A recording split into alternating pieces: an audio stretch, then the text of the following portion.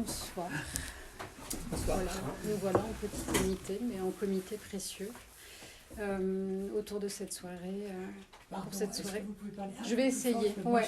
Ok. De la feuille.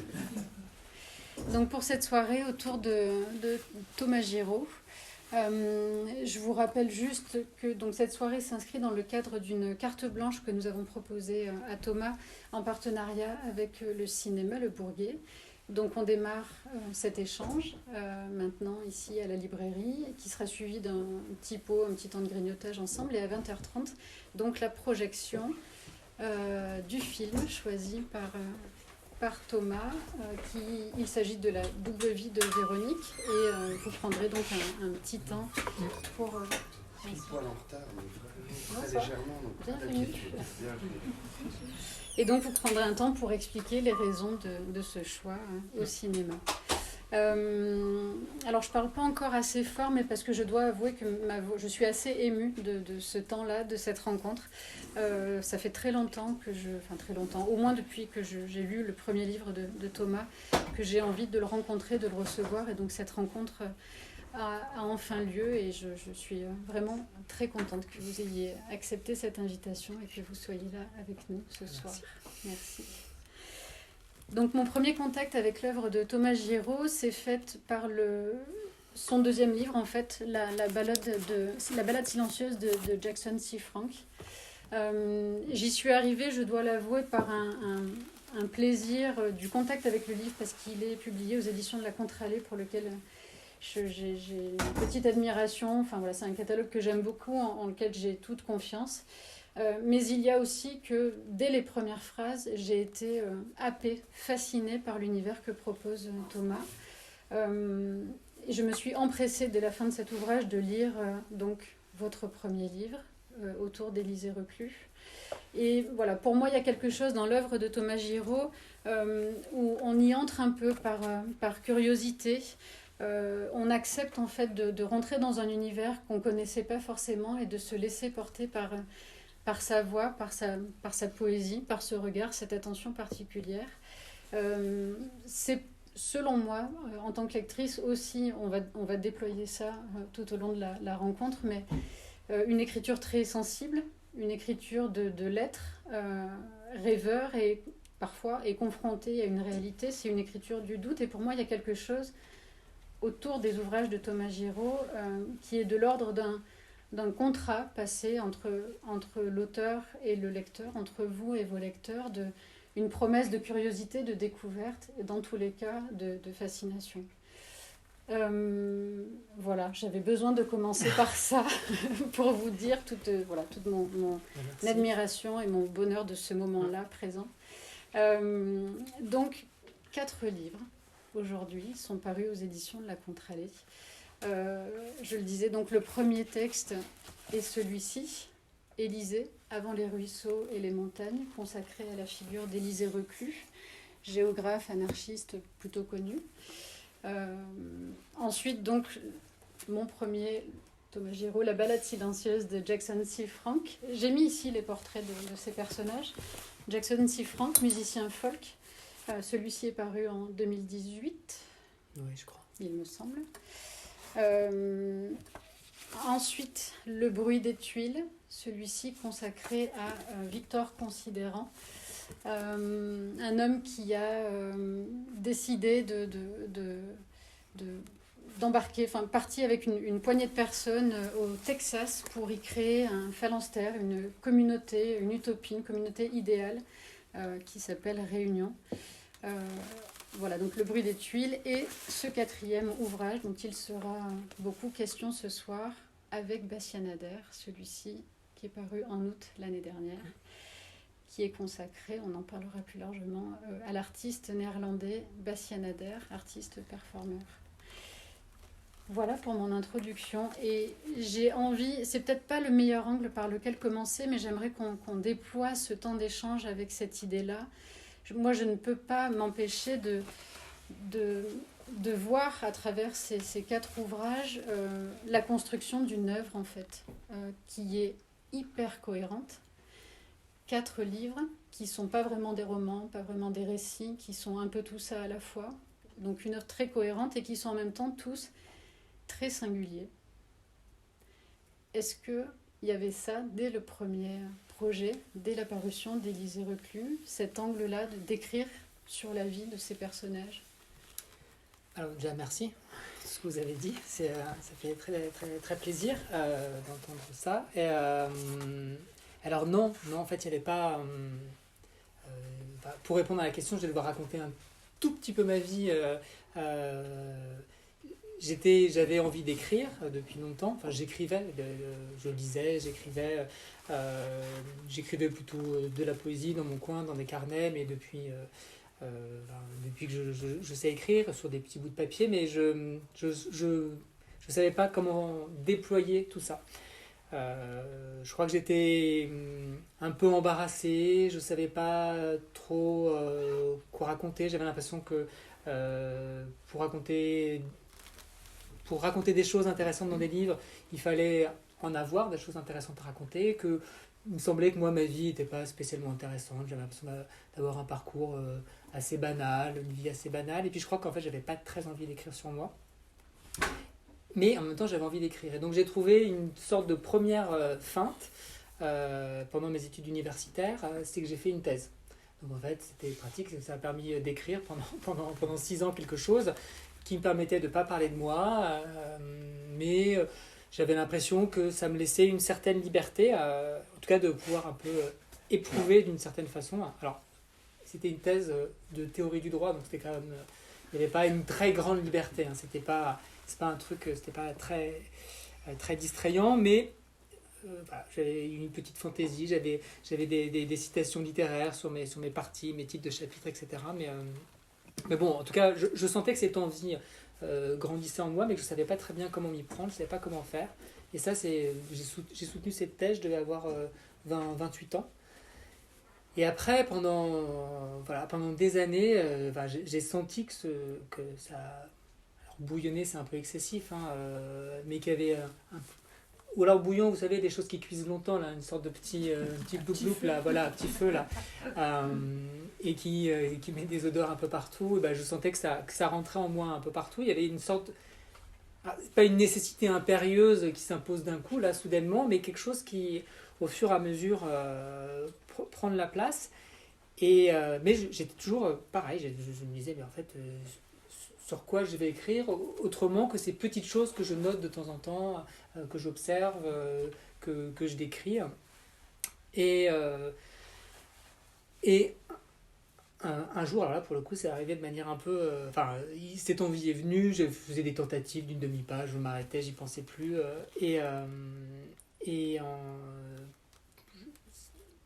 Et parallèlement à ça, évidemment, je lisais beaucoup, donc j'avais un peu des idées sur me dire, je peux faire comme ci, comme ça, comme un tel. Bon, bref, et je me rappelle assez peu des dates, mais là je m'en souviens. Le 23 juin, je crois que c'était l'année 2015, je termine un livre d'Élysée Reclus, qui est un livre d'échange de lettres entre lui et son frère. Et lui et sa mère, et lui et sa femme, et parfois lui et la femme de son frère en se faisant passer pour son frère. Un texte assez qui est édité par une maison d'édition qui est assez belle, qui s'appelle les éditions Hérolimite, qui est une maison d'édition en Suisse qui fait toujours d'assez beaux livres. Et je termine ce livre, et en fait je me dis, mais en fait c'est ça qu'il faut que je fasse, il faut que je m'empare de cette personne Élysée Reclus, qui est un peu connue, mais qui n'est pas connue partout énormément. Il y avait le côté... ça rejoignait des choses qui m'intéressent, peut-être dont on parlera peut-être, mais un goût pour le paysage, le déplacement, la géographie qui m'intéressait beaucoup. Ça rejoignait beaucoup de choses sur la politique qui m'avaient intéressé plus jeune. Et ça rejoignait aussi un peu ce que certains auteurs que j'aime beaucoup ont pu faire, et notamment quelqu'un que j'aime beaucoup qui s'appelle Pierre Michon, qui a écrit sur d'autres qui avaient existé, mais en prenant une certaine liberté. Et donc 23 juin, clac, je m'endors le soir en me disant, mais c'est sûr, c'est là-dessus qu'il faut que j'écrive. Et surtout, je me rappelais d'une chose En fait, ma soeur avait fait de la géographie, donc on avait pas mal parlé d'Élisée Reclus plus jeune, et je me souvenais que enfant, il avait dû traverser la France tout seul. Et en fait, je me suis dit, en fait, autant sa vie d'adulte est documentée, mais sa vie d'enfant ne l'est pas. Et bref, je me dis, c'est par là que je vais commencer. J'ai pas perdu le fil de la question. Non, je m'en souviens encore. Mais donc, en fait, c'est arrivé. C'est pas arrivé comme un projet qui était très pensé ab initio. En fait, ce livret-là est arrivé parce que je crois que c'était le seul qui pouvait arriver à ce moment-là. Et ça a été une sorte un peu de concours de désordre et de hasard et qui ont été très favorables. Je me suis dit c'est ça, et en fait je m'y suis mis, et comme ça faisait, vous l'avez compris, ça fait un moment que ça faisait plop plop. En fait c'est un livre qui s'est écrit, que j'ai écrit très vite, mais parce qu'en fait je pense qu'il y avait tellement de choses qui attendaient, juste je sais pas si Élisée était un prétexte, mais en tout cas ça a attiré les choses qui sommeillaient. Et donc voilà, c'est un livre que j'ai terminé quasiment après 3 semaines, après que j'ai envoyé à quelques éditeurs, et puis après on a réfléchi au texte, mais c'est un texte qui a pas beaucoup bougé, enfin même qui n'a pas du tout bougé en dehors des fautes d'orthographe que j'avais laissées, ou des interrogations sur le texte que l'éditeur pouvait avoir, mais voilà, il est arrivé comme ça. Et je crois que évidemment les autres se sont inscrits par rapport au premier, probablement le deuxième où il est question de silence, probablement sur ma propre peur de moi-même de faire un deuxième livre, le troisième aussi, le quatrième, mais en tout cas je me suis jamais dit je vais écrire sur 10, 15 personnes, je vais faire ma comédie humaine façon Balzac, mais sur plein de gens un peu dans les marges. Voilà, c'est arrivé un peu comme la seule manière de faire, mais qui peut-être aussi est aujourd'hui semble cohérent, et peut-être qui à son terme, voilà, ça prend pile la bonne place qu'on disait sur l'étagère, et en fait peut-être il n'y aura peut-être pas le cinquième, voilà, comme il ne ça. faut peut-être pas un cinquième. Je vous propose qu'on rentre un peu plus du coup dans le dernier livre avec Bastien Adder. Donc celui-ci s'attache à la figure de cet artiste néerlandais. Avant d'en parler, je vais lire le premier chapitre qui est plutôt court. Bastien Adder, il faut quand même mentionner que c'est un artiste performeur, voilà, fasciné par la chute. Il s'agira de ça. Je le précise juste parce qu'avant de me lancer dans le premier chapitre, j'ai envie de vous lire cette phrase en exergue du roman de René Char, qui dit, que je trouve somptueuse, et qui dit « Nous tombons, je vous écris en cours de chute, c'est ainsi que j'éprouve l'état d'être au monde. » Et voici comment commence le roman. « Tu étais seul. Tu as toujours été seul. Ça n'a jamais été d'une solitude déprimée et déprimante, mais ce fut une solitude qui, je suppose, s'est imposée par la force des choses. La mort d'un père, la sortie de la guerre, une adolescence rebelle, bref, une solitude orgueilleuse. Il y a une série de photographies de toi où l'on te voit sur une chaise derrière une table au coin du feu. Tu mimes les grandes manières pour le photographe à qui tu as donné des instructions pour attraper ces grandes manières, celles auxquelles s'adonnent les dandys, les vampires, ou plutôt celles qui les font. Des dîners à de grandes tables rectangulaires, sans personne ni rien d'autre qu'un bol de soupe de potimarron, un verre de vin et quelques fromages patiemment affinés. Sobre, distancié, le menton relevé, un port altier donc. Il y a de l'ironie, mais entre l'ironie que tu y mets et le fond de ton caractère, la distance est très courte. Tu n'es pas snob, mais tu as toujours été isolé, même avec les autres autour et avec toi. Tu ne sais pas tout à fait comment t'y prendre pour avoir l'air commun, ou au contraire, hors des limites. La première chose, c'est que beaucoup de gens qui vont attraper ce livre ne connaissent pas forcément Bastien Adder. Pourquoi Bastien Adder ? D'abord parce que pas grand monde le connaît. Parce que en dehors d'Élisée Reclus, Jackson Siffrang, Victor Considérant, j'ai un goût un petit peu de manière générale, un peu pour les ceux qui sont un peu dans les marges, alors pas non plus pour les réhabiliter à tout prix, mais parce que finalement ils sont dans les marges, parce qu'ils n'ont pas cherché la lumière absolument. Et c'est ça qui m'intéresse dans ces différents parcours. Et même Élisée Reclus, même s'il est connu, je pense qu'il a pas cherché absolument la lumière, je ne crois pas que ça intéressait. Et alors après, pourquoi Bastien Adler?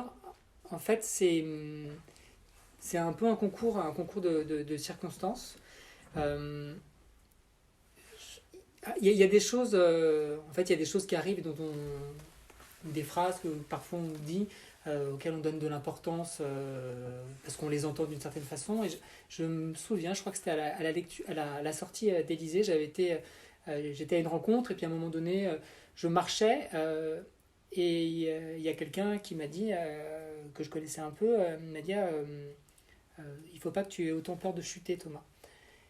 Et moi j'ai pris la phrase au départ comme la chute tombée, quoi. Faut pas que tu te prennes les pieds dans le tapis.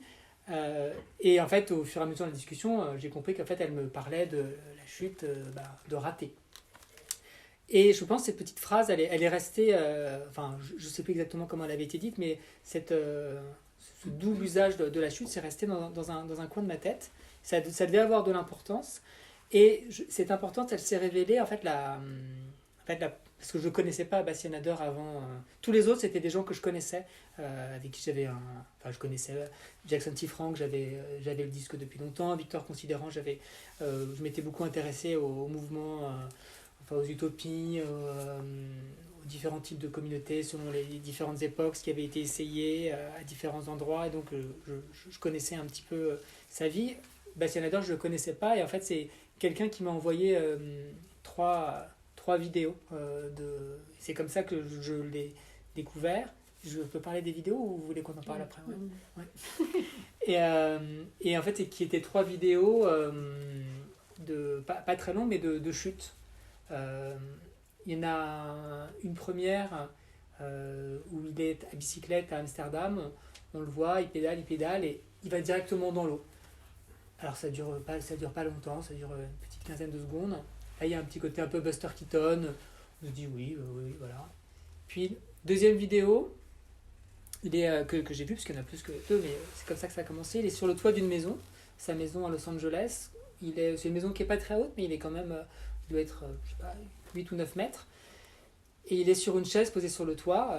C'est un toit qui est un peu en pente. Et puis il se laisse glisser et il tombe, comme ça. Et là, j'ai trouvé que c'était très troublant. Enfin, je trouvais qu'il y avait quelque chose d'assez émouvant que j'arrivais pas exactement à comprendre, à percevoir. Mais en tout cas, ça m'a ébranlé. Enfin, ça va au sens propre du terme. Et la troisième qu'on m'a envoyée, c'est une où il est tout seul et il se balance de droite à gauche. Elle est un peu plus longue et il finit par tomber, ce qui paraît complètement fou parce que je pense que c'est un peu comme se chatouiller soi-même. Enfin, c'est ce genre de choses bien difficiles à faire. On a envie de se retenir. Mais donc je reçois ces trois vidéos et d'emblée, je pense que cette histoire de la chute qui était déjà qui sommeillait un peu en moi, je pense doit faire une sorte d'écho. Je reste un peu perplexe sur ces chutes qui me semblent pas être uniquement une pitrerie, en tout cas qu'il se passe autre chose, qu'il y a quelque chose d'un peu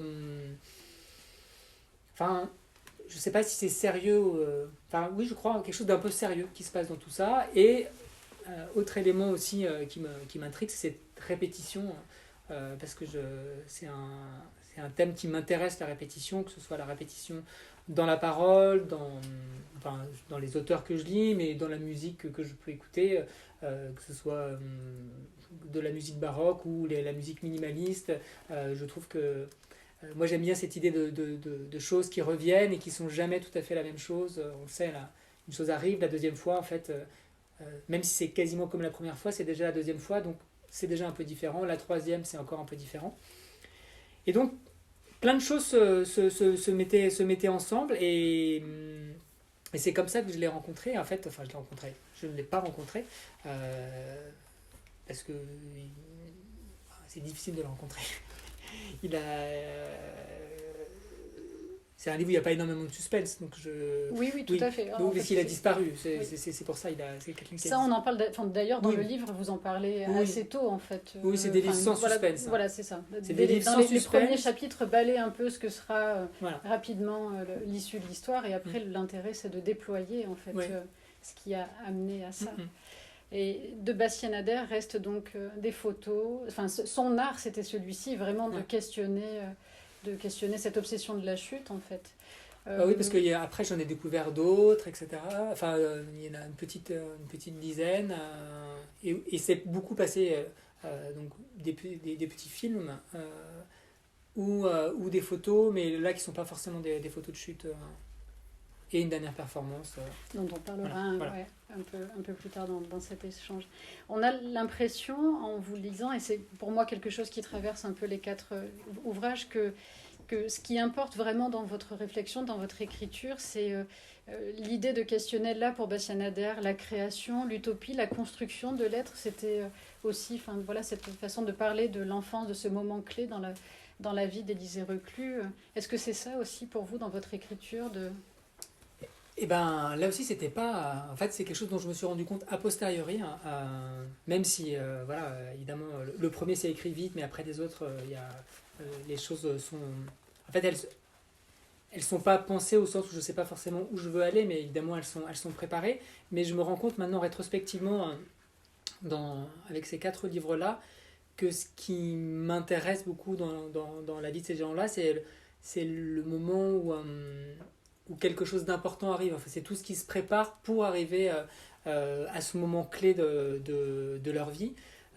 Donc ça nécessite une sorte un peu alors, pas de réflexion d'historien, mais il y a quelque chose un peu de cet ordre-là, de se demander quels ont pu être soit les événements importants, soit les sentiments importants dans tout ça, avec évidemment, par rapport à l'historien, une grande liberté, puisque moi je ne suis que sur mes intuitions, je n'ai pas besoin de documenter mes intuitions, d'avoir des preuves, mais c'est vrai que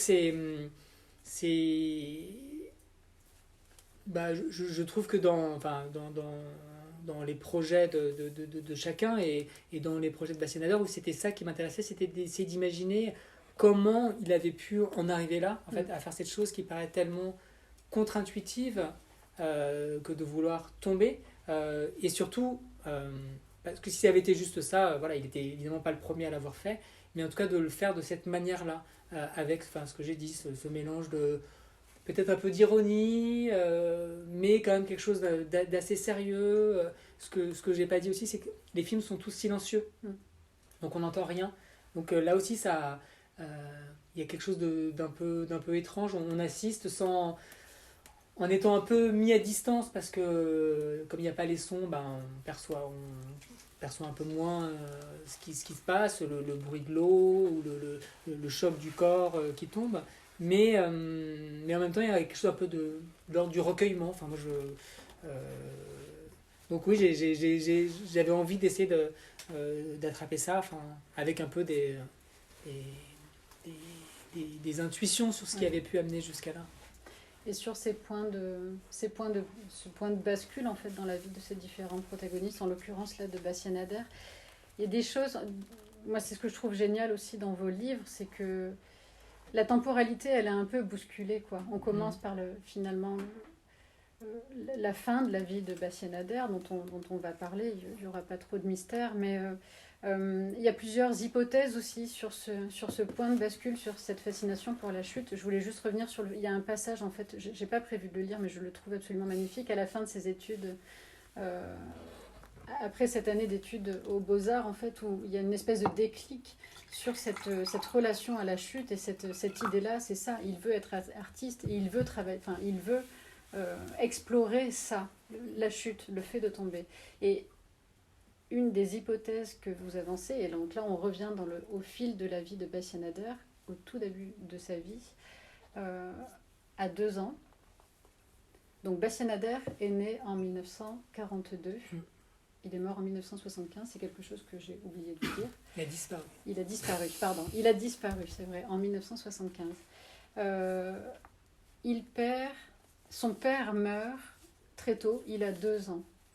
Je voulais expliquer ça. Ouais, dans son père était pasteur et il vivait aux Pays-Bas, au nord des Pays-Bas, très proche de la frontière avec l'Allemagne. Et son père a aidé un grand nombre de juifs à passer la frontière.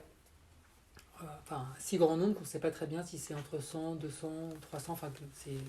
À la fois c'est très beau et à la fois c'est presque sinistre d'avoir autant de hiatus dans le nombre. Mais en tout cas, il a fait ça et il l'a fait jusqu'à ce qu'il se fasse arrêter par les nazis. Il a été emprisonné, tout ça se passant dans un tout petit village, et il a été fusillé très vite. Dans le village, dans un bois à côté de là où il vivait. Alors, moi, je découvre, en faisant des recherches, je découvre que son père est injuste, est injuste au mémorial de Yad Vashem, qu'il a fait tout ça, qu'il a été fusillé, qu'évidemment, quand on est fusillé, on tombe, on chute. Que par ailleurs son père s'appelle Bastian Yanader, lui s'appelle Bas, qui est le diminutif de Bas de Bastian. Enfin, je me dis, il y a des petites choses, peut-être qu'il y a. Enfin, non, c'est pas ça que je devais dire, je devais juste parler de la mort du père. Voilà, le père est mort comme ça. Donc il y a cette peut-être première hypothèse là autour de ça, autour de la chute. Il grandit du coup dans l'ombre dans l'histoire de ce père qu'il n'a finalement pas connu, dont il n'a aucun souvenir. Et il y a un passage que j'aimerais lire également autour de la figure du père. Donc après la mort du père, la maman en fait envoie, non pas en pension, mais dans une famille. En fait, Bastien Nader va passer une année dans une autre famille parce qu'elle n'y arrive plus. Il rentre au bout de cette année. Et voici le passage que j'ai choisi de lire autour de ça. Après cette année à traîner tes savates dans cette maison inconnue, tu reviens. Et chez toi, rien n'a changé. On pourrait presque faire disparaître cette année. Les arbres sont restés les mêmes, la forêt, les voisins, les camarades. Tout le monde continue comme si de rien n'était. Tout a continué comme si de rien n'était. On nourrissait toujours cette glose interminable sur le lien étroit que l'injustice et la mort de ton père entretenaient. Pour lui, certes, mais aussi pour les autres, ceux qui n'avaient pas été sauvés, ceux qui souffraient. En revanche, la souffrance, ou même seulement l'inquiétude dont tu étais l'objet, celle de ne pas avoir eu de père, d'avoir eu ce héros à la place, ce fantôme que tu devais traîner, ce corps qui appuyait en toi et commandait tes gestes, ou plus simplement les défaillances matérielles de cette absence, personne ne s'en souciait. Rien n'avait changé. Que tu n'aies pas eu de père semblait moins difficile à avaler pour les autres que la mort de cet homme-là. Tu n'étais pas le seul à ne pas avoir eu un père. La guerre, en général, décime les pères. Ceux qui sont sur le point de l'être, ceux qui le sont, ceux qui ne le seront jamais. Et il aurait presque fallu être fier et pas triste d'un tel père et de sa mort héroïque. En tout cas, il n'y avait pratiquement pas de place dans les pensées et dans les regards des autres pour ta détresse. On aurait même trouvé inconvenant que tu parles un peu trop de cela. On aurait sûrement dit que tu l'as ramené, que les enfants sont égoïstes, ingrats, et qu'ils ont besoin d'être le centre du monde. Tu avais dû le sentir, le deviner, avec cet instinct des enfants que les adultes perdent, le ou les coups qui pourraient venir, et tu avais montré à tous ce qu'ils voulaient voir. Un garçon rentré dans le rang. Tu avais rectifié ce que pouvait être ta tristesse supposée. Tu avais compris qu'on ne te demandait pas grand-chose. On ne te demandait pas d'être un enfant heureux, pas d'être un enfant parfait, mais au moins de jouer à celui qu'il était, d'avoir un masque adapté à la situation, que tu fasses bonne figure, ce qui voulait dire un regard recueilli et attentif aux autres. Il fallait être à la hauteur, mais plus bas, bien sûr, que celle de ton père. Tu écoutais les complaintes des amis de ta mère avec cette manière qu'ils avaient de s'approprier la douleur, des paroissiens avec cette manière qu'ils avaient de glorifier la douleur dans les louanges, de tes professeurs avec cette manière qu'ils avaient de moraliser la douleur. Ton père était devenu l'homme de la douleur, le mort d'un peu tout le monde, comme le deviennent les héros quand ils sont restés des hommes et des femmes dans leur simplicité de tous les jours, amis de tous, connaissance de tous, à hauteur de chacun, lorsqu'ils ont eu la délicatesse de mourir à quelques centaines de mètres de là où on va tous les jours. cette figure du père, elle semble importante dans la construction de Bastian-Nader. Et alors, je sais pas, moi, je l'ai retrouvée aussi dans d'autres de vous. J'ai pas pu m'en empêcher. Est-ce que c'est quelque chose qui se révèle au fil des recherches? Est-ce que ça semble évident? Est-ce qu'il y a... Alors, je suppose qu'en fait que tout est un peu mélangé. Il y a des choses qui se révèlent, mais parce qu'on veut bien les voir ou parce qu'on a envie de les voir à cet endroit-là. Vous faites cette remarque parce que notamment dans Élysée, il y a un rapport compliqué avec le père d'Élysée qui était également pasteur et qui était quelqu'un qui prenait beaucoup de place, qui réellement dans la vie de la famille Reclus prenait beaucoup de place, à la fois quelqu'un de génial mais qui était aussi très autoritaire, hein, et avec ce truc un peu paradoxal d'être à la fois de vouloir obliger ses enfants à être libres, avec ce truc impossible qu'on ne peut pas les obliger à être libres, parce que s'ils sont libres, ils ne vont pas nous obéir, et donc on ne peut pas les obliger, bref. Mais il y avait ça, et probablement que c'est quelque chose qui était important pour moi, le rapport au père, et que peut-être que parce que quand j'ai commencé à m'intéresser à Bastian-Nader, en fait au départ c'était pour un article, pour une revue, et je m'étais dit simplement je vais écrire sur une des chutes, et j'avais pas fait beaucoup de recherches, et c'était un peu une manière de voir si le sujet pouvait m'intéresser au-delà des chutes. Et c'est vrai qu'après quand j'ai commencé à découvrir des choses sur la vie de son père, moi j'y ai vu pour moi ça m'a semblé évident que c'était compliqué de vivre avec un père dont tout le monde parle, quelqu'un qu'on n'a pas vu mais qu'on connaît tellement parce que tout le monde en parle, et de manière forte et bienveillante. Je ne vais pas répéter ce que vous avez extrêmement bien lu. En plus je suis content parce que en général personne ne lit jamais ce passage,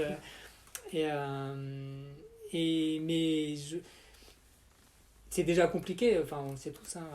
Ici on le sait tous, d'être un enfant puis un adolescent, on l'a tous vérifié et éprouvé d'une certaine manière, et quand en plus il y a une sorte de poids du passé dont c'est difficile de se défaire, et surtout probablement ce qui devait être pas très simple, c'est d'avoir un modèle difficile à critiquer. Quand on a connu quelqu'un et que un peu de près pendant longtemps, on voit bien ses défauts, les menus défauts pas très importants, et ceux en fait qu'on accepte.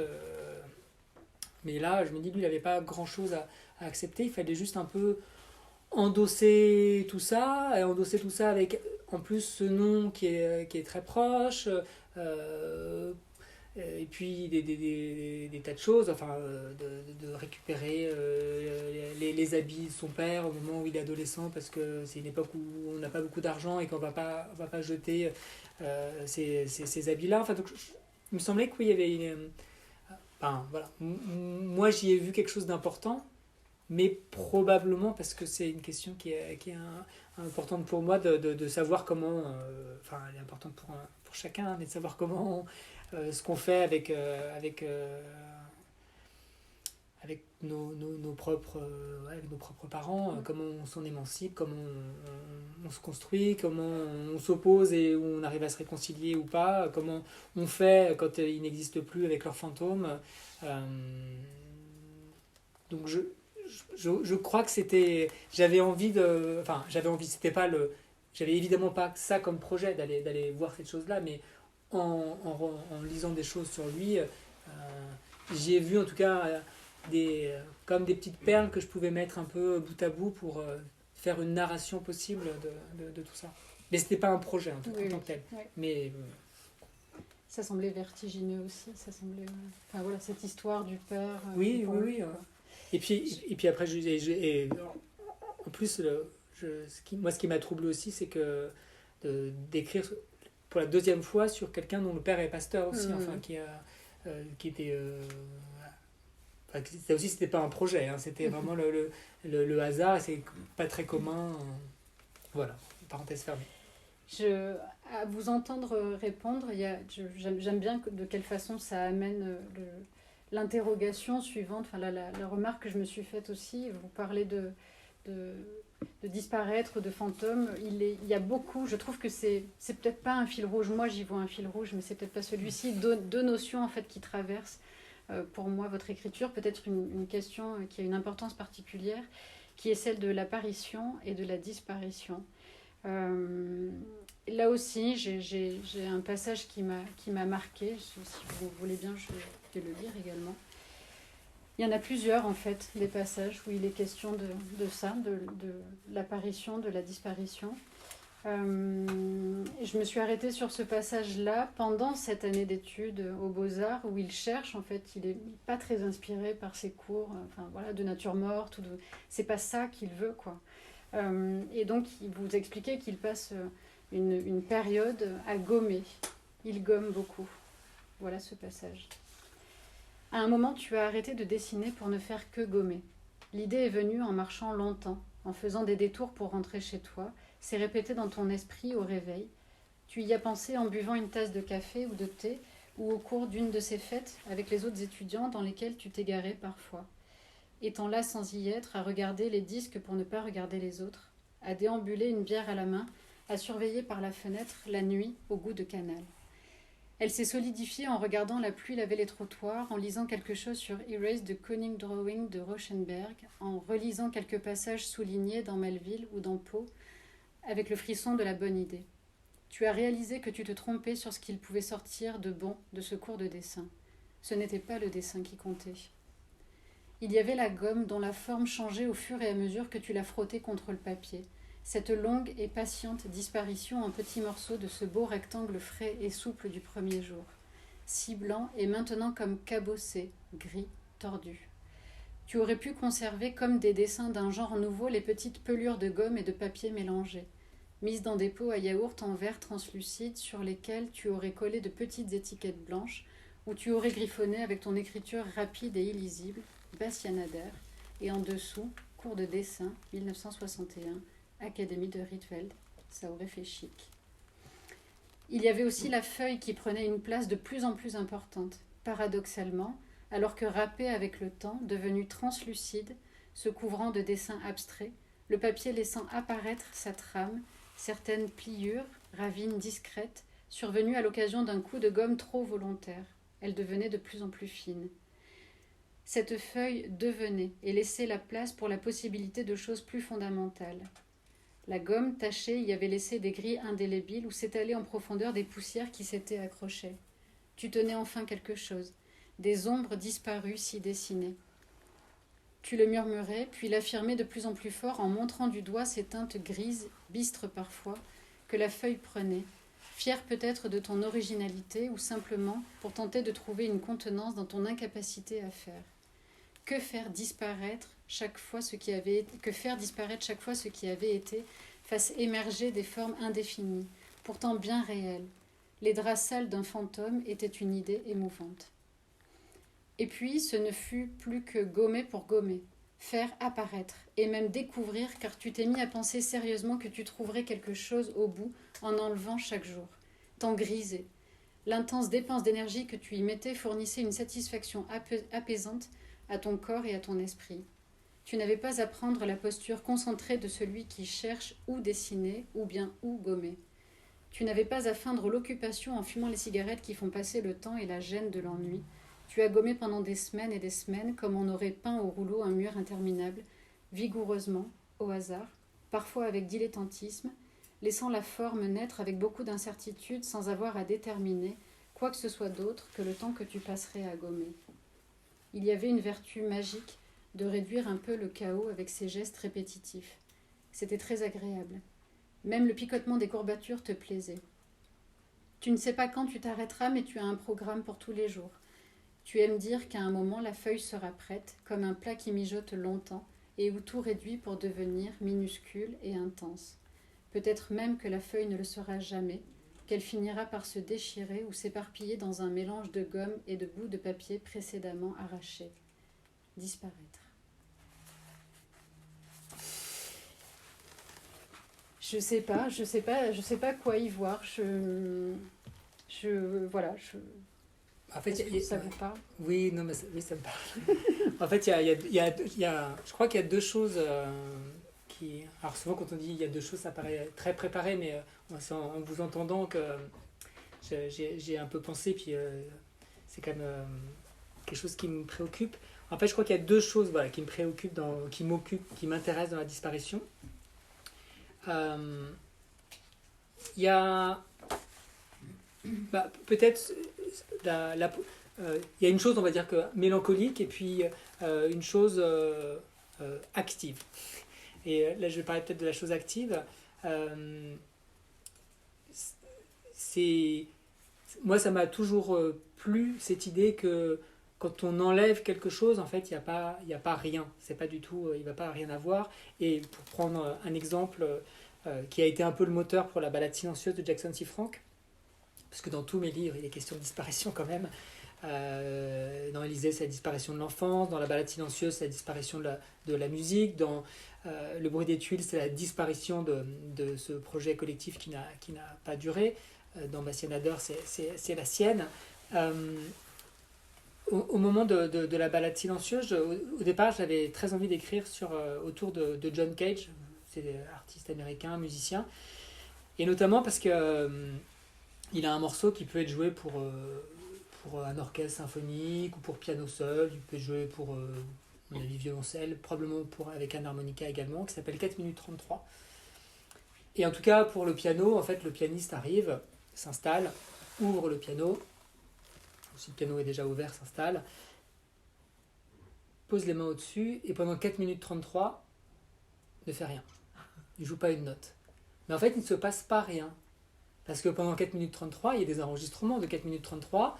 On entend les gens qui tout-sautent, on entend les gens qui bougent, parfois il y en a qui sont un peu mal à l'aise, mais en fait, il se passe des choses. Et en tout cas, c'est une grande conviction que j'ai, c'est une conviction tout court, que c'est pas parce qu'on enlève complètement quelque chose voilà, c'est pas parce qu'on enlève un bruit, un endroit qu'on va plus rien entendre. Au contraire, on va entendre d'autres choses, parfois plus ténues, qui d'habitude seraient peut-être un peu oubliées, mais qui finalement ont leur importance, qui sont un peu des choses précieuses. Et de la même façon que gommer. Alors, j'invente assez peu de choses dans mes livres, parce que les livres se passent beaucoup dans la tête de ces personnages, et les événements matériels qui arrivent, c'est rarement des choses que j'invente. Mais je découvre un jour dans un documentaire que Bastien Adler, il avait décidé au cours des Beaux-Arts, probablement pour faire un peu le malin aussi, j'imagine, mais de gommer. Et on a tous fait l'expérience, quand on gomme, on enlève, mais il se passe autre chose. Ça ajoute, ça salit la feuille, même la gomme elle-même, elle est un peu modifiée. Nous, notre corps est modifié. Et moi, ça me plaît beaucoup, et je crois d'ailleurs que c'est un petit peu comme s'intéresser aux gens qui sont dans les marges, c'est-à-dire que c'est des plus petites choses, c'est ce qu'on ne voyait pas, c'est ce qui était un peu caché. Et c'est vrai que ça passe par le biais, notamment de la disparition. Après, il y a une disparition plus mélancolique, alors qui est pas au sens de la nostalgie, où je me dirais c'était vachement mieux avant, mais je crois qu'il y a quelque chose que moi je trouve à titre personnel très émouvant dans les choses qu'il n'y a plus, dans les choses qui ont disparu, et non pas qu'on doive les regretter, tout faire pour qu'elles reviennent, c'est pas tellement ça mon idée, mais c'est la trace qu'elles ont laissée, c'est ce qu'on voit plus, mais qu'on arrive encore un peu à penser. Peut-être si on parle de l'image, c'est un truc. On y vient. Voilà. Allez-y. Non, mais de l'image que vous m'avez demandé. Ah, d'accord, juste après. Ça, sera, ça donnera un bon exemple. Oui. Mais justement, en fait, ce qui arrive, ce qui advient, ce qui survient, il y a aussi le décor. Vous parliez tout à l'heure de la nature, la géographie. En vous lisant, on a vraiment cet aspect visuel. Alors, il y a plein de choses en fait, à la fois beaucoup la nature, les univers qu'arpentent les personnages. Est-ce que vous êtes nourri de beaucoup d'images vous-même au moment de l'écriture? Alors moi, je regarde beaucoup. Par exemple, je suis venu de Nantes ce matin, donc j'ai pris un certain nombre de trains d'autocars et après votre voiture. Et en fait, moi, je suis complètement fasciné par le paysage. Alors évidemment, en TGV, ça va beaucoup trop vite, mais on voit quand même des choses. Enfin, moi, c'est quelque chose qui me happe. Je viens dans le train, alors j'avais un peu de travail, j'avais apporté des livres à lire, j'ai un peu lu, j'ai un peu travaillé, mais en fait, je suis sans cesse ramené par ces paysages et parfois par des petites choses.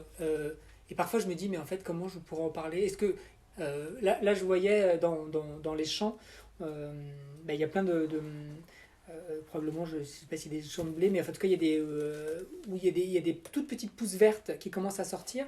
Mais comme elles sont encore toutes petites, c'est le marron qui l'emporte, mais on voit quand même des petites touches de vert. Alors, je trouvais ça très très beau. Et quand l'autocar est arrivé avant Manosque, sur des terrains, en fait, il y avait un peu d'eau qui probablement s'était pas évacué, mais ça faisait des espèces de reflets un peu brillants.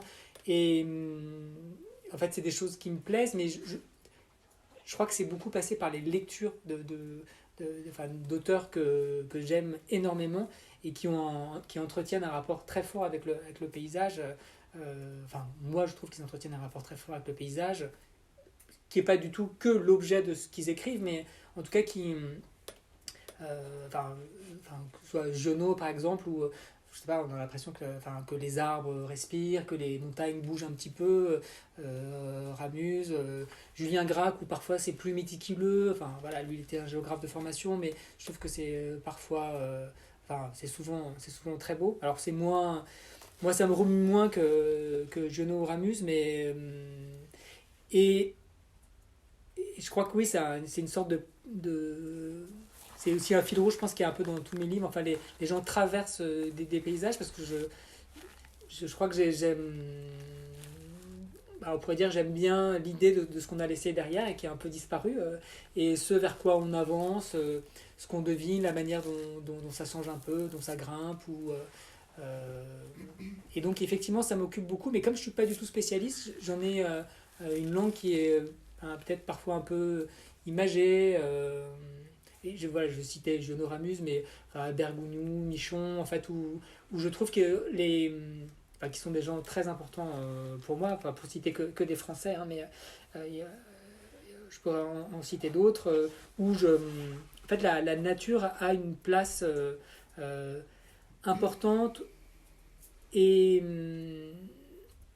oui, et puis je trouve que pour moi, ça a du sens, mais parfois je me pose la question, est-ce que c'est pas juste pour moi? En fait, je crois que ce que j'aime, c'est le paysage que moi je vois et la manière. Ouais, puis c'est mon paysage en fait. J'ai l'impression que je le décris d'une manière que peut-être peu de gens seraient capables de reconnaître si je l'évoque de cette façon. Mais c'est vrai que je passe beaucoup de temps à ça. Puis bon, c'est pas que dans les transports, hein, parce que je passe pas ma vie dans les transports. Il y a les lectures, et puis après il y a des revues. Il y a une revue qui s'appelle Les Carnets du paysage que j'ai beaucoup à une époque beaucoup acheté, beaucoup lu. Et puis ouais, je crois qu'il y a un truc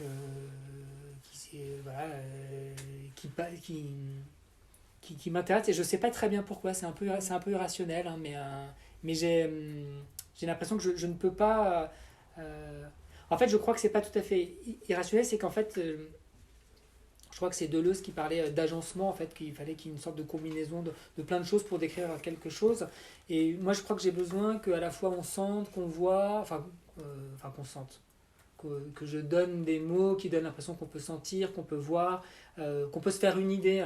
Alors après, qui n'est pas très emprisonnante parce que j'ai une langue qui est un peu subjective, mais je crois que j'ai besoin que ce soit situé, contextualisé, même si on peut juste traverser, même si ça dure 3 secondes, même si ça va vite.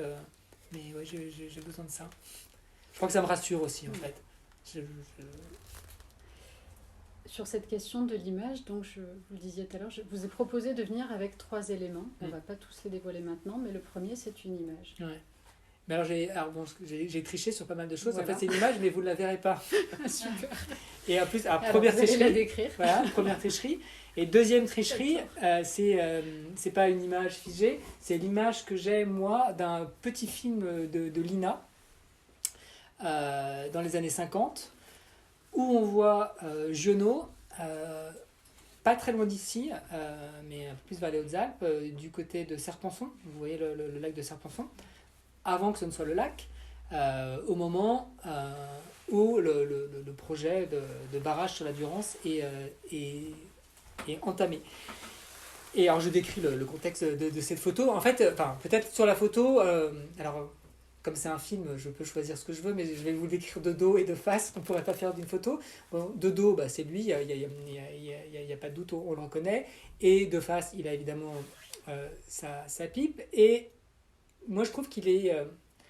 on sent un tout petit décalage entre ces voix off extrêmement enthousiastes sur la construction de ce barrage, c'est le grand projet, c'est formidable, on va enfin maîtriser la Durance tumultueuse, colérique, impétueuse, etc., qui fait des déprédations partout, et grâce au génie français, à cette grande mécanique, on va construire ce grand barrage. Donc en fait, je vous restitue vous pourrez voir un peu d'ironie de ma part, mais je vous restitue en tout cas cette voix off telle qu'elle est, donc avec ce contexte de l'époque.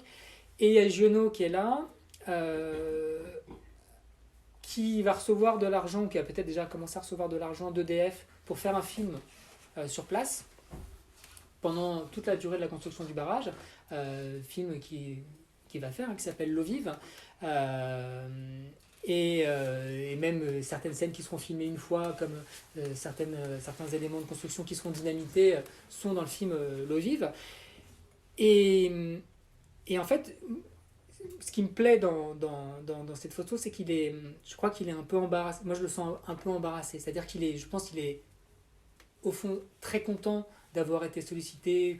Enfin, ça veut dire qu'il est enfin à ce moment-là un auteur qui compte vraiment, reconnu institutionnellement, on l'appelle pour ça, il va avoir un film qui va être financé complètement. Il voit ces grands travaux là comme ça et qui, j'imagine, m'impressionnent beaucoup, et en même temps je peux pas imaginer qu'il n'est pas un peu embarrassé de cette montagne qu'on va trouer, parce que évidemment avant de pouvoir faire le barrage, il faut dévier la Durance pour pouvoir gratter, assécher, etc. Et donc il est en train d'assister à cette montagne qu'on trouve de manière assez violente, vigoureuse en tout cas. Et j'aime bien cette photo que moi j'ai vue dans ce film, où on sent l'embarras, et peut-être que l'embarras aussi peut-être de ce qui va disparaître, parce que comme vous savez, il y a un barrage et après la Durance, elle est montée jusqu'à la côte 780, et donc maintenant c'est le lac de Serpenson. Enfin, en ce moment il n'est pas rempli comme ça, mais en été il l'est. Oui, j'ai triché. Pourquoi cette image ? Pourquoi cette image parce que c'est un sujet qui m'intéresse beaucoup, parce que en fait il y a plusieurs choses qui m'intéressent, mais j'aime beaucoup l'idée de la transformation du paysage, de quelque chose qui se transforme pour les hommes, mais pour la nature, pour les animaux, comment tout le monde s'accommode de tout ça, et notamment avec ce lac qui est plus haut, on sait que les animaux qui ont des trajets parfois sur des générations d'animaux qui sont les mêmes, en fait, qu'est-ce qu'ils font quand ils arrivent dans l'eau, quoi. Enfin, il y avait ce genre de choses. Il y a évidemment il y a 2 villages et 5 hameaux qui ont été détruits. Donc il y a Savigne qui a été reconstruit, mais il y a Ubaye qui a été démoli, qui n'a pas été reconstruit, puis des hameaux qui n'ont pas du tout été reconstruits. Je trouve que c'est assez émouvant. C'est pas le seul endroit où il y a des villages qui ont été détruits, mais je trouve que c'est assez émouvant. Et quand le lac est très bas en hiver, on voit 2 ou 3 choses qui restent. Donc il y a cette chose-là, de cette mélancolie de ce qui a disparu. il y a aussi un cimetière, le cimetière de Ubaï a disparu, mais ils ont reconstruit le cimetière, ils l'ont déplacé pierre par pierre, disent-ils. Hein. Donc évidemment, il n'y a pas que les pierres qu'ils ont emmenées avec... ils ont hébergé temporairement les gens qui étaient dans des tombes et puis après ils les ont remis. En fait, donc c'est... donc en tout cas, c'est comme ça que je suis tombé sur cette photo et c'est pour ça que ça m'intéresse parce que c'est... ben, voilà, c'est un sujet qui m'occupe depuis 1 an et demi, dont je ne suis pas du tout sûr que je serais capable d'en faire vraiment un livre, parce que je dis beaucoup de choses et que je ne sais pas très bien dans quelle direction partir. Enfin, j'ai beaucoup écrit, mais en fait, j'ai pas trouvé... et surtout, j'ai pas envie d'écrire sur quelqu'un d'autre. Au départ, j'avais commencé à écrire sur celui qui avait eu l'idée du barrage, et puis bref. Donc voilà pourquoi ça m'intéresse. Sur la mélancolie de la disparition, en fait, j'ai pas de transition pour le thème suivant, mais qui me semble essentiel, du coup, si on revient vers Bastien Adder, et que l'on parle de cette dernière performance qui est qui occupe vraiment, enfin, qui est hyper importante. Il entreprend, Bastien Adder, en 1975, une performance qui sera sa dernière, mais qui n'était pas vouée à être la dernière, une traversée de l'Atlantique. Je vous laisse en parler de cette dernière performance. En fait, c'était une performance en trois étapes, mais on va dire c'est celle du milieu qui nous occupe. En fait, il a décidé de traverser l'Atlantique sur un petit bateau de 3,81 m. Donc c'est peu. Surtout que lui était assez grand. Vous imaginez, quand on part comme ça, il faut des vivres, il faut de l'eau. Et il avait appelé cette performance, alors moi je trouve ça très beau, il avait appelé À la recherche du miraculeux. Et je pense que ça a contribué dans l'idée de vouloir en faire un livre, parce que je pense qu'il était athée. Hein. C'était le miraculeux un peu au sens la chose un peu incroyable qui va arriver. Je trouve ça assez beau de se lancer dans des choses dont on sait qu'on aura bien du mal à les faire parce qu'elles sont très difficiles, très compliquées, mais d'essayer de les faire quand même. Alors sachant qu'il avait également une expérience de navigation, il était, j'allais dire comme vous et moi, mais je ne sais pas du tout où vous en êtes, mais moi j'ai des rudiments d'optimiste fait petit, et évidemment, moi dès que je ne vois plus la côte, je m'arrête de faire du bateau avant de ne plus voir la côte, je déteste ça. Je trouve que la mer c'est très beau à regarder, mais je nager au bord. Mais en tout cas, lui, il savait faire du bateau, il avait déjà traversé l'Atlantique dans l'autre sens, mais sur un yacht avec d'autres, dans une équipe. Et il a cette performance à la recherche du miraculeux qui... Alors, moi, le sujet, les conditions dans lesquelles il s'est préparé, la manière dont il l'a fait, et le fait qu'il ait disparu aussi, j'ai trouvé que c'était très, très beau, très, très, très émouvant. Et en fait, d'ailleurs, ça irrigue vraiment le livre, hein, puisque en fait, dans le livre, il y a deux narrations différentes un peu qui se croisent. Il y a on va dire, Bastien Adder de l'enfance à la fin, et c'est coupé par des chapitres qui sont sur le bateau, et qui étaient des chapitres alors, où la liberté, pour moi, en fait, était encore la plus grande, parce qu'évidemment, c'est pas du tout documenté. En fait, il est parti, il n'avait pas de système de navigation. La seule chose qu'il avait, c'était un sextant en plastique.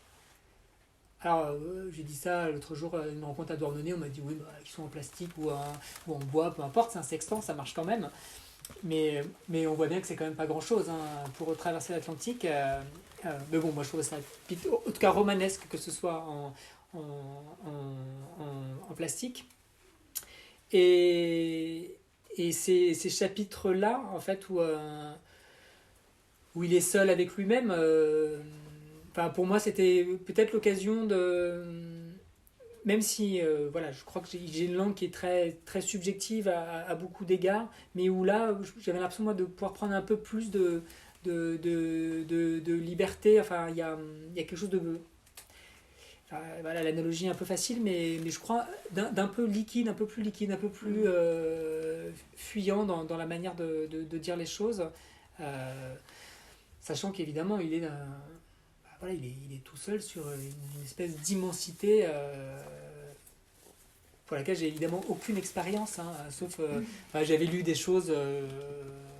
Enfin, un des livres qui m'avait marqué, mais qui est très différent, c'était un livre d'Anita Conti, qui était une sorte d'autodidacte, mais qui est allé explorer les fonds marins et qui est parti dans les années 50 sur de gros bateaux, en fait, notamment pour accompagner des pêcheurs qui pêchaient je crois que c'était notamment la morue. Mais bon, elle évoque quand même ces moments où ils ont passé le plateau continental, ces moments où il n'y a plus rien. Enfin, alors il y avait toujours le bruit, du bateau, des moteurs du bateau, mais je me disais, enfin, dans ces mots, enfin, les ciels que ça fait, les mers que ça fait, l'absence parfois aussi d'oiseaux quand on est très loin des côtes. Donc bref, ça m'a... Et à la fois dans la langue et dans le rapport avec lui-même, c'est des chapitres où je sais pas si j'ai pris beaucoup de liberté, mais en tout cas, il part avec un livre d'égal, c'est ça? Ouais. Ça, c'est documenté, c'est sûr? La phénoménologie de l'esprit. Alors, je ne sais plus. En fait, c'est un truc que je ne sais plus. En fait, je crois qu'il était parti. Il voulait partir avec Ali, mais je suis plus sûr qu'en fait que ce soit celui-ci. Mais parce qu'en fait, il lisait beaucoup de philosophie, notamment il était très intéressé sur les questions du choix. Je sais qu'il a lu la phénoménologie. Je ne sais pas s'il l'a emporté. Et je sais que dans ce qui a été retrouvé de son bateau, dans le petit, ils ont retrouvé des éléments, carte d'identité, mais ils ne parlent pas du livre. Parce qu'en fait, je suis tombé sur un truc complètement ahurissant dans mes recherches. C'est ce que son bateau a été retrouvé, mais pas lui, et c'est tous les PV qui ont été dressés par les marins espagnols qui ont retrouvé le bateau, et tous les PV ensuite, et en fait il y a des tas de procédures, il y a au moins 35 PV, après à la Corogne, donc il doit avoir un service spécial, après qui décrit le bateau, ce qu'ils ont trouvé, qui passe le PV à un autre chef, à un autre bureau, avec des tampons, et avec des choses un peu rigolotes, parce que le bateau change de nom au fur et à mesure des PV, lui aussi donc son nom change. Mais donc j'avais la liste précise des choses qui avaient été retrouvées, et je sais qu'il n'y a pas ce livre. J'avais une liste assez précise de ce qu'il avait emmené, mais bon, c'est peut-être moi qui l'ai rajouté. Ça semblait fou, cette dernière performance. Il y croyait, sa compagne Sue y croyait aussi, elle pensait qu'il y arriverait. Il avait prévu que ça durerait 60 jours. Ouais, 60 jours, 2 mois. En fait, évidemment, il y a un peu comme il y a des thèses qui pensent que John Lennon n'est pas mort, qu'il vit sur une île avec Elvis Presley. Il y a voilà, ça entretient un mythe. Mais il y a aussi des gens qui pensent qu'il va réapparaître un jour. Et il y a aussi pas mal de gens qui se posent la question du suicide. Est-ce que c'était un suicide déguisé ou pas? Parce que c'était un garçon un peu mélancolique aussi. Alors moi, c'est un livre qui tranche pas cette question. Enfin, moi, je crois que je donne des indices à un endroit qui me laisse penser que je la tranche pour plutôt non. Et en tout cas, sa compagne, Sue, elle... alors moi je ne l'ai pas rencontré, on s'est échangé des mails il n'y a pas très longtemps, mais je ne l'ai jamais rencontré, je ne l'ai pas du tout rencontré pendant l'écriture du livre, mais je suis tombé sur un certain nombre de documentaires, et pour elle ça n'en était pas un. Après, ce qui jette un trouble aussi, c'est que le bateau est retrouvé, Bastien Nader non, et le bateau disparaît après. Ouais, ça c'est dingue, enfin, c'est le truc... C'est ce qui peut alimenter aussi... Il retrouve le bateau, et... En fait, elle était venue. En fait, ça devait durer entre 2 et 3 mois. Donc, elle va l'attendre là où il devait arriver après 2 mois. Puis, il vient pas. Elle attend. Et puis, je crois qu'elle finit par repartir aux États-Unis. Il retrouve le bateau. Le temps qu'elle revienne des États-Unis en Espagne, en fait, le bateau qui avait été retrouvé par les marins, qui a été déposé à la Corogne, qui a été placé avec les épaves retrouvées, elle disparaît. On l'a jamais retrouvé non plus. Et pour le coup, c'est complètement fou parce que c'était un petit bateau tout abîmé, parce qu'il a passé du temps. Alors on voit une photo du bateau au moment où il a été retrouvé. Enfin, moi, je la regarde pas beaucoup parce que je la trouve trop triste comme photo. Mais je l'ai vue une fois et après, il a disparu. Il a été. En fait, moi, ce que je trouve fou, c'est que quand on raconte ça, on se dit, en fait, il y a des. En fait, la réalité, parfois. Enfin, j'ai l'impression que le propre de la réalité, c'est qu'en fait, elle est complètement irréelle, quoi. On dit, c'est pas possible. Si je raconte ça, personne ne va me croire, quoi. Et pourtant, si. Et on voit pas du tout qui aurait intérêt à récupérer ce bateau, à part peut-être pour faire du petit bois. Mais c'est assez étonnant. Si on prend un peu de recul par rapport à la construction de vos livres et à la narration, par rapport à l'écriture, il y a quelque chose qui change, qui semble évident dans ce dernier livre-là. Il y a l'idée de cheminer avec Bastien Nader, dès le titre. Et il y a, à la différence de vos autres livres qui étaient, eux, à la troisième personne du singulier, là, vous le tutoyez. Vous employez cette seconde personne. Qu'est-ce qui a changé pour vous dans cette construction ? Alors ça s'est pas imposé d'emblée. Quand j'avais écrit le premier article pour la revue, c'était la troisième personne. Et en fait, moi, j'écrivais en tout cas la troisième personne pour, je sais pas si c'était des très bonnes raisons, mais c'était un peu les mêmes raisons. J'osais pas parler de moi ou de ma propre vie. J'avais l'impression que j'écrivais à la première personne. J'allais être trop transparent. Et question que je me pose pas quand je lis les livres des autres, hein, mais que peut-être de manière un peu immature, moi je me posais. Et alors peut-être il y a quelque chose qui a accéléré une sorte de changement. C'est qu'un jour, je vais chez ma mère et il y avait le bruit des tuiles dans la chambre des invités. Et puis je regarde et puis je vois qu'elle l'a lu, qu'il y a des passages qui sont soulignés. Et donc, dîner, je lui demande un peu après, est-ce que c'est parce que c'est des choses que tu as bien aimées ? Elle me dit, ah non, pas du tout, c'est parce que c'est des passages où ça me fait penser à toi, c'est tous les passages où je t'ai vu. Donc en fait, tout à coup, j'ai réalisé qu'en fait, je parlais des autres, mais que j'étais assez transparent aussi. Et que peut-être le il, qui était un il qui m'arrangeait bien, et que je trouve qui a des vertus esthétiques aussi, mais que peut-être je pouvais essayer de m'en séparer, que j'étais peut-être pas prêt pour aller jusqu'au jeu, donc le tube c'était une sorte d'étape intermédiaire. Alors ça c'est, on va dire, c'est le processus psychologique. Après, je crois que comme j'ai beaucoup regardé ces vidéos, j'avais l'impression qu'on devenait un peu camarade en fait à force de le regarder.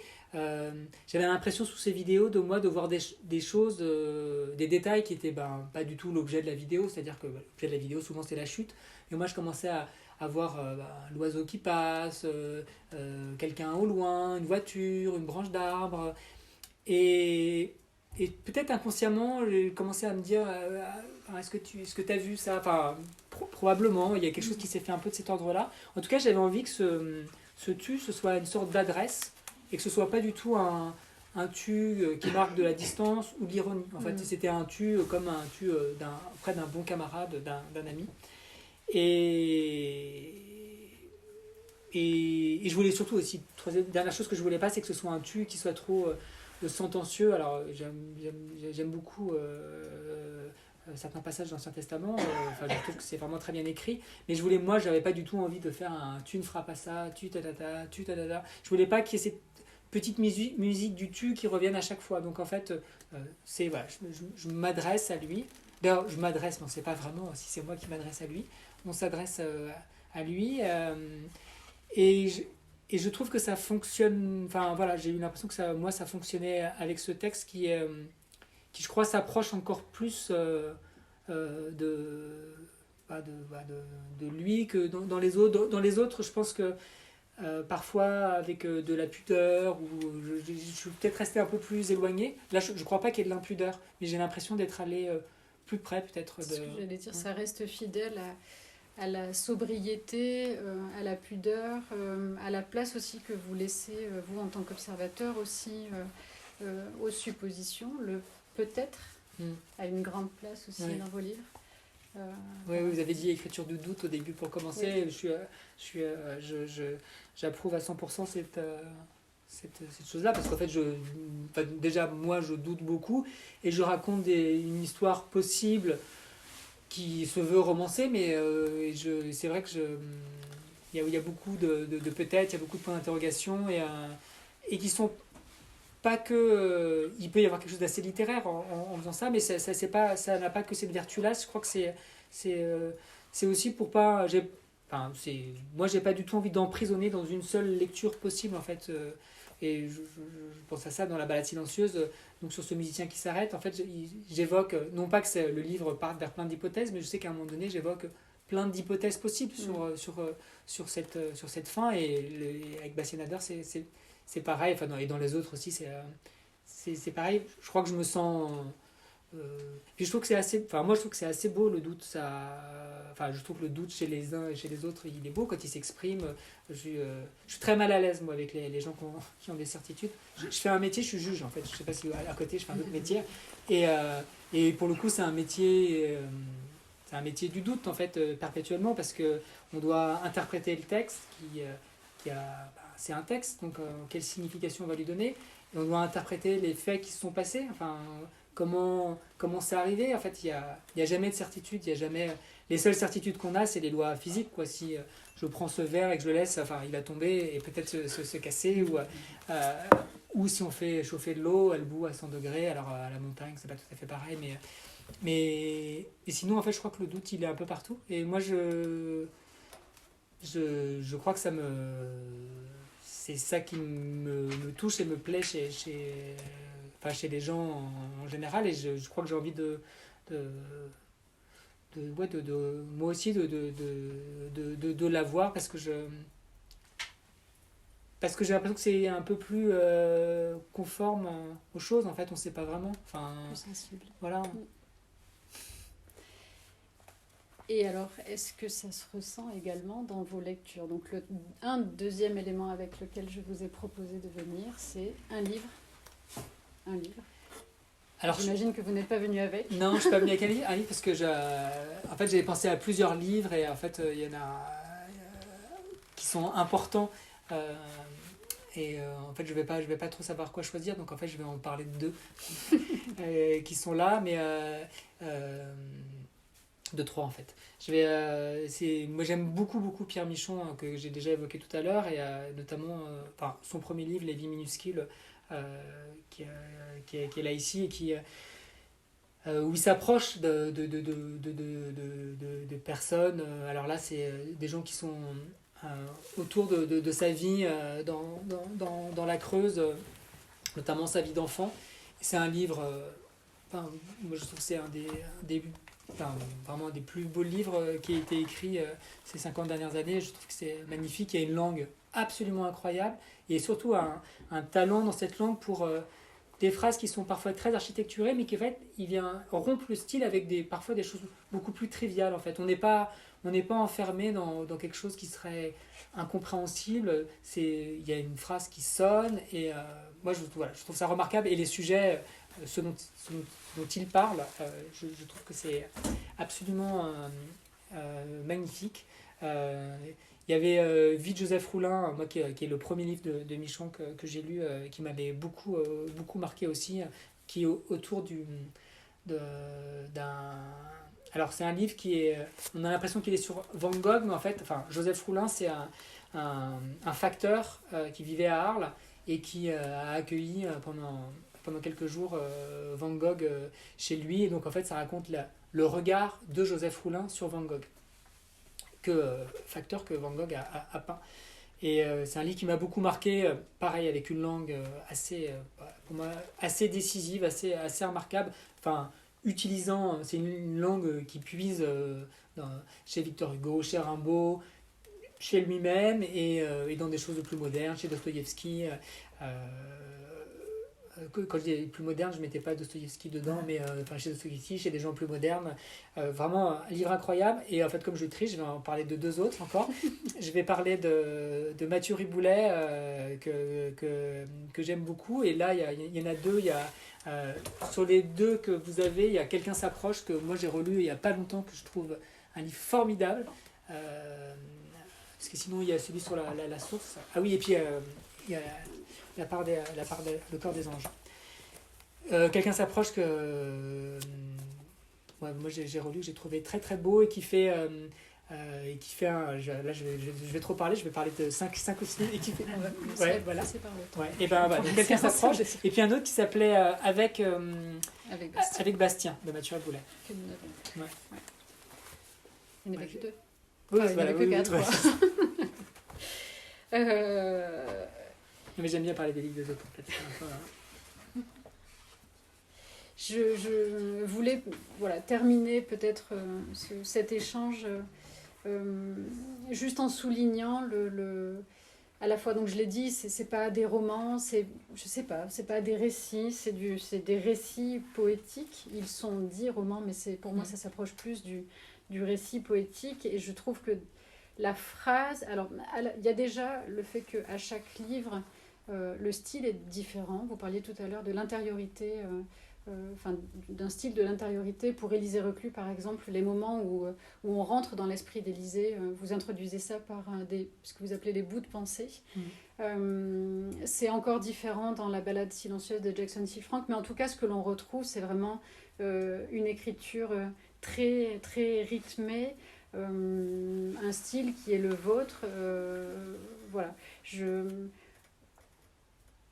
Je sais pas, vous parliez, en même temps vous avez répondu aussi tout au long de cet échange aux questions, aux interrogations qu'on pourrait avoir. Vous écriviez de la poésie, vous écrivez beaucoup, il y a quelque chose sur la phrase que vous construisez depuis longtemps en fait. Disons que ce qui est sûr, c'est que j'ai l'impression que il y a ce que j'écris est la somme vraiment de ce que j'ai lu et qui m'a marqué, et de tous ces auteurs dont j'ai terminé un livre en me disant ah oui, en fait, on peut faire comme ça. Enfin, on peut faire, par exemple, quelqu'un dont je n'ai pas parlé, Lobo Antunes, un auteur portugais que j'adore, où il y a très très peu de ponctuation, où il y a une sorte de langue orale, mais en même temps extrêmement sophistiquée.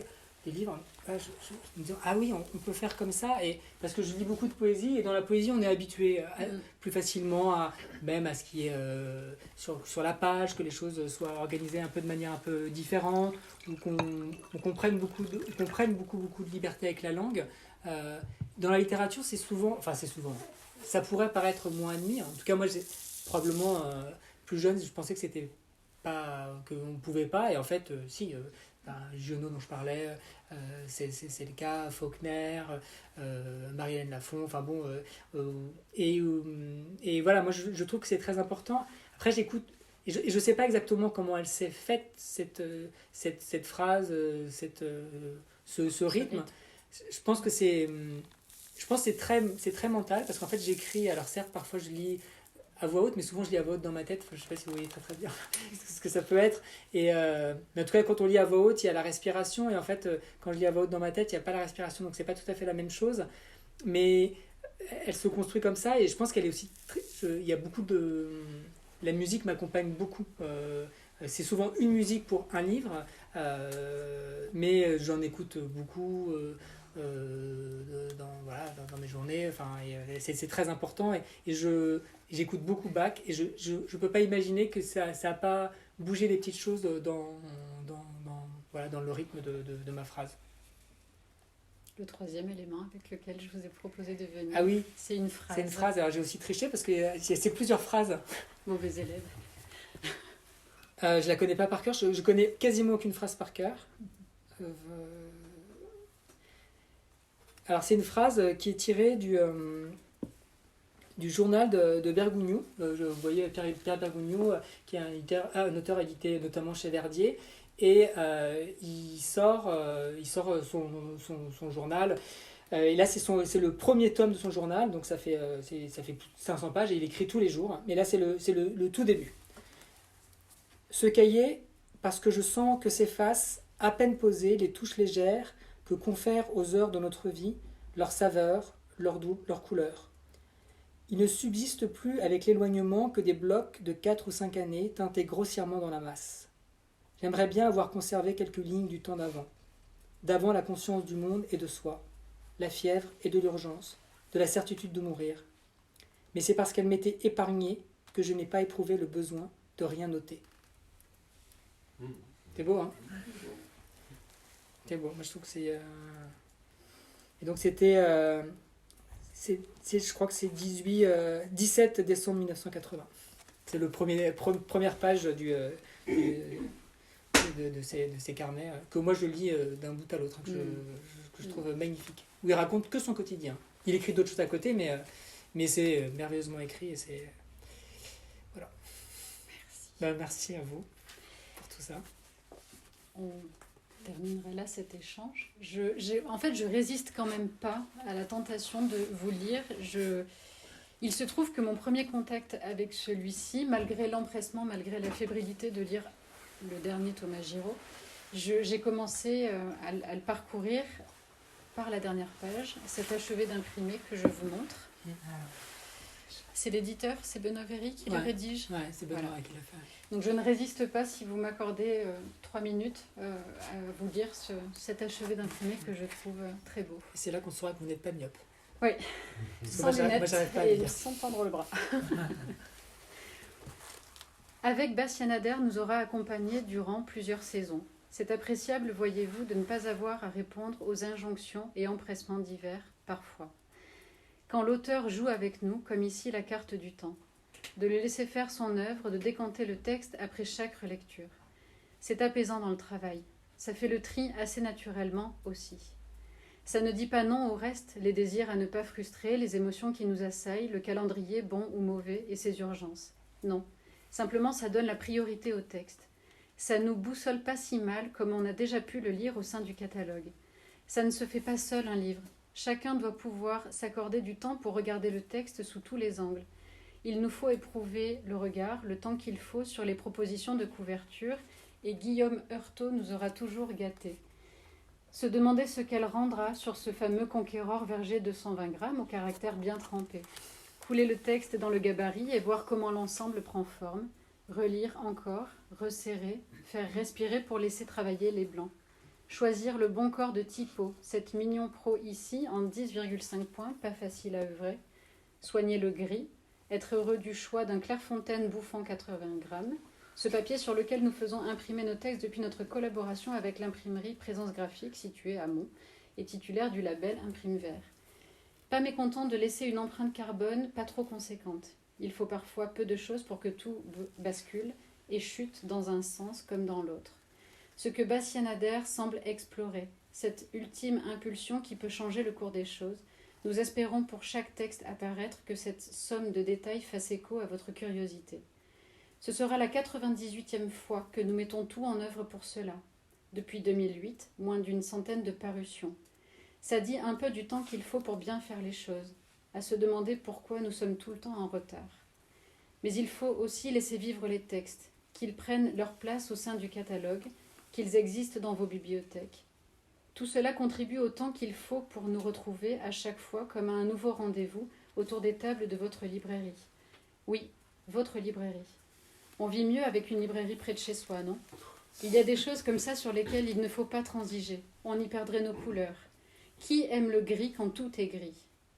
Avec Bastien Ader, du moins celui que Thomas Giraud nous permet de rencontrer, celui à l'ISBN 978 23 76 65 06 83 et au numéro d'imprimeur dont je vous passe les détails, on a réfléchi à ce qui nous empêchait parfois de nous émanciper de telle ou telle petite chose dite immuable, comme les lois de la gravité. Et on se dit que l'essentiel serait pour cette fois, et pour que ce livre passe de main en main jusqu'à contrarier les courants trop forts et modifier le cours des choses, de ces petites choses-là, que si jamais il devait tomber, ce livre, que ce soit vers le haut, dans vos mains. Merci Thomas. Merci beaucoup. Merci.